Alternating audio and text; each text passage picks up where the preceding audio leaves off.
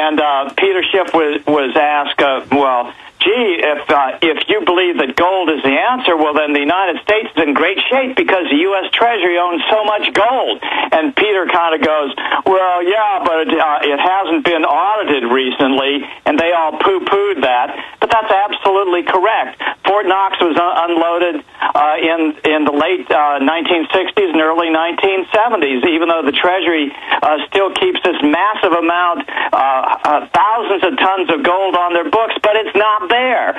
So there's just a tremendous amount of disinformation on this whole thing. Well, let's go over the facts and how the monetary system works briefly and where the bankers have taken us, at this point. And then let's get into the solutions that are in your film. But I think the allegory of the wonderful Wizard of Oz is the best place to start, as your film does. We're about to go to break, but let's start getting into that right now, the parallels in the book. Well, like it said in the trailer, the biggest piece of symbolism is the silver slippers on the yellow brick road. Dorothy's slippers were only made to be ruby in 1939 when the film was made, because that's when the Technicolor process was new, and so they changed the silver slippers, which is what it was in the book, to ruby slippers for the movie, and thereby most of the rest of the symbolism was lost in history. But if you go back to the book and you look at the illustrations, Dorothy's slippers were silver, and that was the symbolism. The silver slippers, which basically was a less controlled, more abundant form of money, allowed Dorothy to tread safely on the dangerous yellow brick road, the gold money standard. All right, stay there. We're going to go to the Emerald City, the man behind the curtain, all of it, straight ahead. Stay with us, folks. This is key information, The Secret of Oz. Straight ahead. Don't answer it.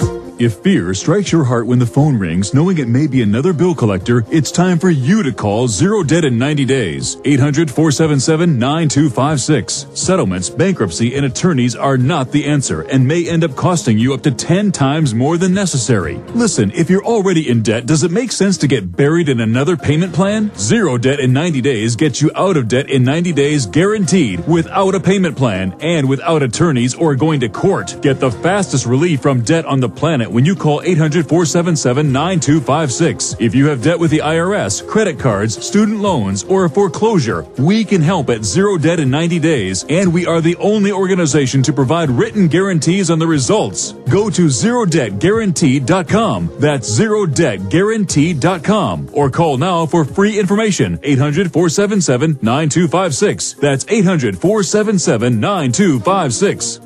The question is, where should the American people draw their line in the sand? What have we got? A republic or a monarchy? A republic is based on a constitution which protects minority rights. Not democracy, not mob rule, two wolves and a sheep voting on what's for dinner. So they think they own our land, they think they own our water, children, our education, our money. We have to define who we are and what we will tolerate. Somebody's going to ask you what you did during the Patriot Uprising. You have been warned. We have the facts. We have the Constitution. We have the Bill of Rights. We have common law. Knowledge is power, ladies and gentlemen, and I'm so excited to be able to offer you Don't Tread on Me, Rise of the Republic. Tyranny is upon us, but liberty and the sleeping giant that is the American people is rising. A new tool in the Infowar. Don't Tread on Me. Order it at Infowars.com or PrisonPlanet.com or call toll-free 888-253-3139 and support independent, patriotic Liberty films.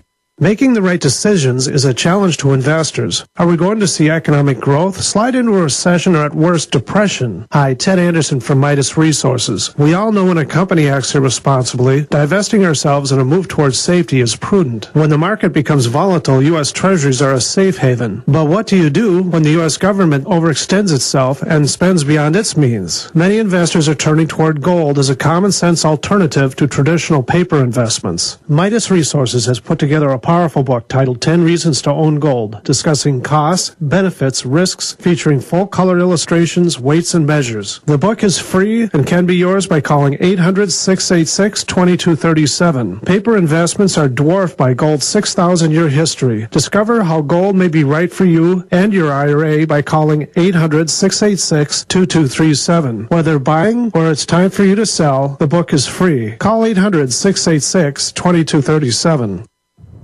Hello, this is Alex Jones with some important questions. If you're going into a battle and they give you a rifle and a sidearm, how much ammunition do you want? My answer would be all I can get. In the battle for freedom and the lives of your loved ones, food is your only ammunition. How much do you want? When do you want it? Now or after the battle starts? When will you need it? Can you buy it without proper identification? Will there be any food? Will it make your children sick? If there's a quarantine and you can't feed yourself, will you go to the gathering center and be immunized? You wipe out all these problems if you have a good food supply. Food is your ammunition to fight for your freedom and your life. How much will you need? We don't know. How much do you want? All you can get. I'm Alex Jones. I want all of you good guys to live to fight another day. Call 1-800-409-5633 or check it out on the web at efoodsdirect.com. Again, that number, 1-800-409-5633.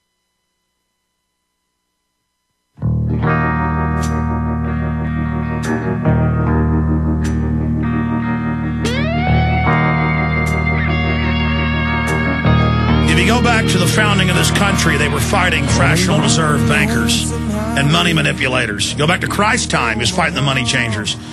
Now you go study ancient Chinese history. 3,000 years ago, they were having revolts over this, the manipulation of money.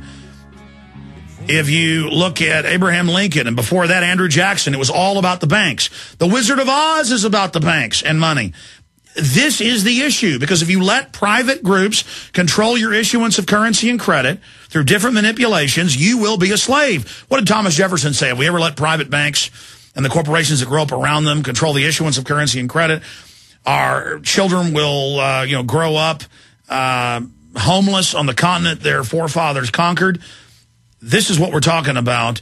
And Bill Still, the maker of the new film, The Secret of Oz, he is such an excellent filmmaker, such a great researcher. Continue. You've gotten up to the silver slippers on the yellow brick road. Continue. Well, let me continue with what you were just saying. And yet, all of these things throughout history have disappeared from history books. So you have to ask yourself why.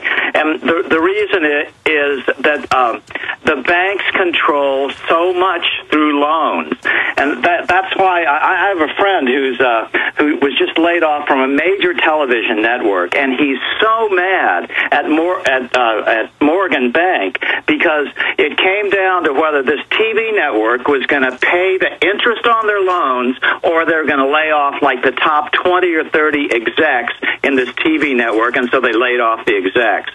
So, that's how banks control the media. They don't necessarily have to own them, but as long as you're mortgaged out to the max, any business that's mortgaged out to the max can't go against the bankers. That's why you see essentially rule by banker in this country right now. Well, that's happened for hundreds of years. When farmers would start revolting and speaking out, the banks would just call their loans.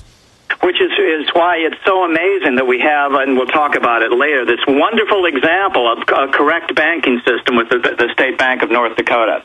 And, another thing that you said, this is such an important issue. As I pointed out in the trailer, this is the ultimate civil rights struggle, this ability of bankers to loan governments money. The absolute total solution to this is government borrowing should absolutely be forbidden by every nation on the planet. Nations have... Governments don't need to borrow, like Lincoln and Kennedy said. They issue the currency. It's backed up by them. That's right. That's exactly right. And that's their most sovereign responsibility, according to Abraham Lincoln. Not defending the nation, not doing this or that. It's to have control of the money system. That's the most important thing of a nation. And it's to the point where we've reached debt saturation. But see, let me interrupt. This is a short segment, long one coming up, and you can roll with all your great info.